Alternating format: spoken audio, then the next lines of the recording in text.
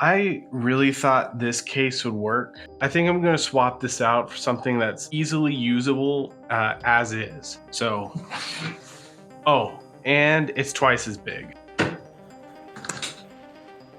That's more like it. I've spent a year making Mordheim terrain. Now we're going to delve underneath Mordheim and make the Mordheim catacombs. We're going to build this inside of this trunk, and to bridge the gap in the middle, we're going to build it off of this old board game cardboard, and I'm going to cut it into size and glue some packing foam on top of it. Unfortunately, I kind of built this while I was standing in front of the camera, but I'm kind of just blocking out shapes with some packing foam that I've been accumulating over the year, and I didn't really have a goal yet.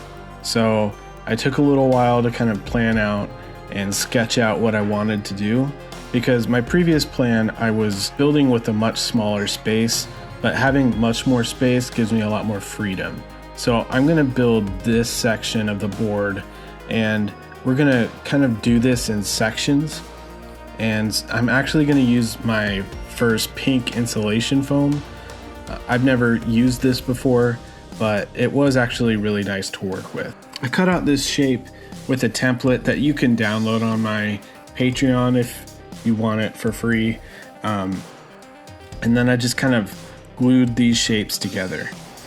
I was kind of concerned that this would be too fragile, cutting it out all in one piece, and it was much more space efficient to cut it out in sections like this. And then I just glued it together with wood glue and skewered it with some bamboo skewers. Wait, does this say avoid eye contact?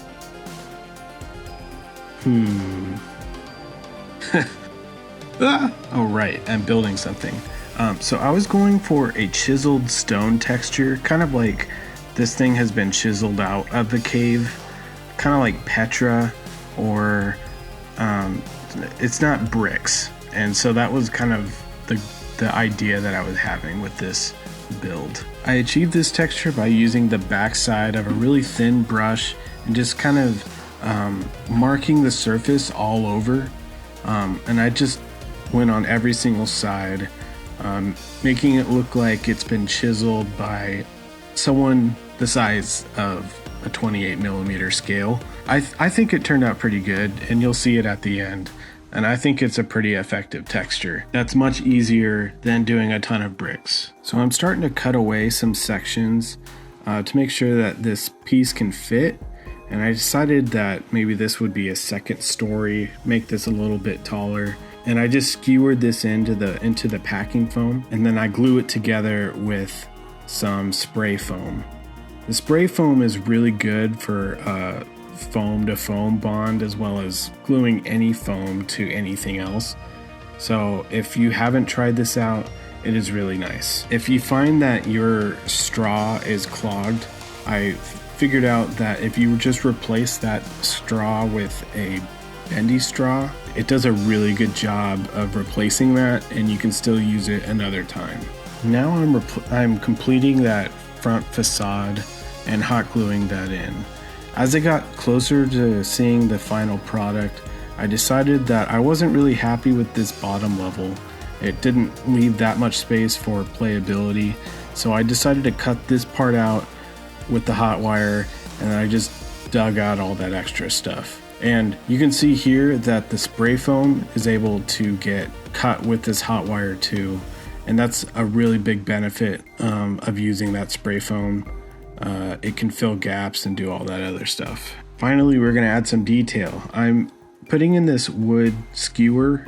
This is a square block, and then I'm hot gluing these candy cane accents, and these have like a helix, a triple helix, and it's a really good like column detail, especially for this scale.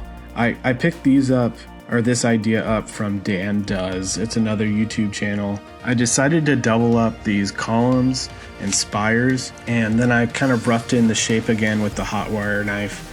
I really use this thing a lot, and unfortunately it broke at the end of this week, but As I'm cleaning up here, I'd just like to remind you that you could leave a comment and like, and that really helps share this video with other viewers. It's kind of weird, to be honest. If you like this video and you feel like this video's won your subscription, feel free to subscribe. And there's a whole backlog of videos that I've been making every week for a year. So if this video hasn't won your subscription, feel free to go back in the backlog and check those out. I recently got monetized, so watching my videos will support the channel. And if you'd like to support the channel further, you can go on the Patreon for $2 a month to help make new videos every week and get early access to the STLs that I'm using for this build. Thanks, and let's get back to it. So Under Mordheim is a really risky place to be. So in my mind, there has to be a reason to draw people in. And my idea is that when the meteors hit, a meteorite damaged this area and is in the center of this place. And that's what's drawing everyone into here. And so because of that damage, I'm going to be making some scaffolding. I made some L brackets. They don't have to be perfect. They're kind of ramshackle anyway. So the more errors and mistakes that are into this, I feel like the more realistic.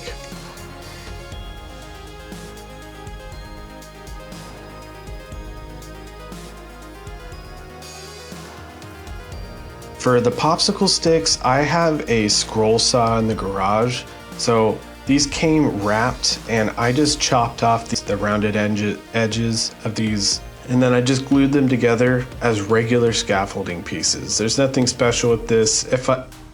In hindsight, I probably should have used a bit more of a variety of dimensions of lumber, quote unquote lumber, for this, but to be honest, it did fine enough. So now I'm gluing some wooden support structures to this building, and I kind of figured that because it's underground, it'd act like a bit of a bomb shelter and not everything would be quite as damaged. So I didn't go quite as crazy as I might have. I just glued these L brackets to the wood structures. I kind of just did it in a ramshackle manner, and it looks pretty good. Now I'm going to start shingling this structure, and I do this with some peel and stick cork that I get from the Dollar Tree, and I have other videos that I mention this, and I'll link it in the cards. And then with the hot wire cutter, I just cut out this doorway, and then I also cut out a doorway on the first level as well, and you can really see how much easier it is to do things with the hot wire cutter with foam board. This whole section, I just freehand some stair steps, and this is something I would have never thought I could have done without this foam cutter. It made it so much easier and so nice. I just used this 45-degree angle, and every inch I made a step, and it was really, really great to freehand this. It looked like it was carved out of stone already, and I don't know, I thought it was really convincing, and you can judge for yourself right here.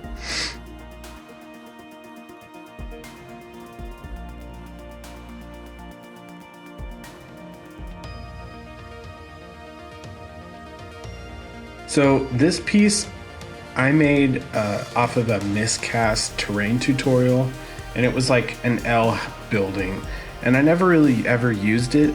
So I decided to tear it up and use it as a front facade for like a building somewhere in the back.